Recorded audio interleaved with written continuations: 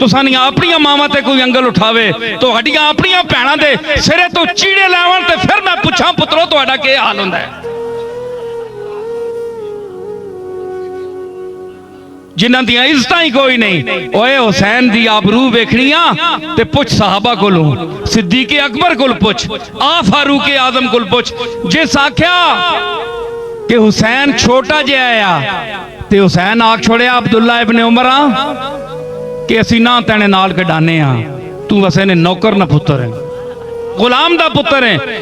उस विंज के आख्या अब्बा मां हुसैन आना तू असा ने नौकर ना पुत्र है। फारूक आजम जिस कोलू कुफर च काफिर कमने है ते इस्लाम च सहाबा कमने है। उस आख्या पुत्र वाकई फातिमा ने पुत्र गल आखी तो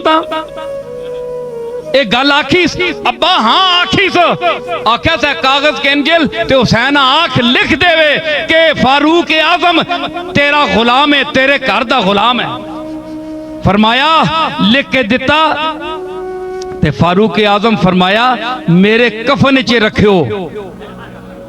हुसैन लिखया या लिखवा के दिता जिस तरह भी कीता कि मेरे घर दा गुलाम है फारूक, कफन च रखियो। फारूक आजम दा अमल नहीं है, कोई अमल नहीं है।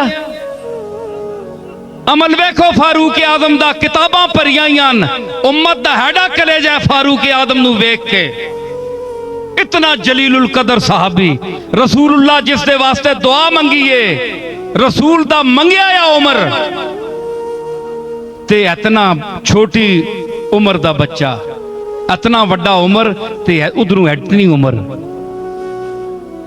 हुसैन दी छोटी उम्र ते उते एडा वड्डा उम्र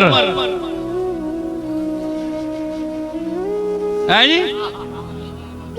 ते आख्या लिख के दे नजात दा सबब है, मत मैंने कोई अमल ते मेना ना होवे, कोई मां वड्याई ना होवे, मत मां अल्लाह नप ना कहने। मैं आखसा लिख के देता है तेने कमली महबूब दे बच्चियां लिख के मैं देता है असी तेरे जद्दी पुश्ती गुलाम आसी।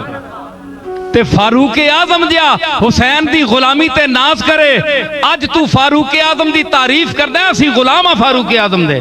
तू किथों गुलाम बने? गुलाम असी हाँ, लेकिन उन्हां दी गुलामी वेख उस घर दे नाल जिस दी तू तौहीन करदा है।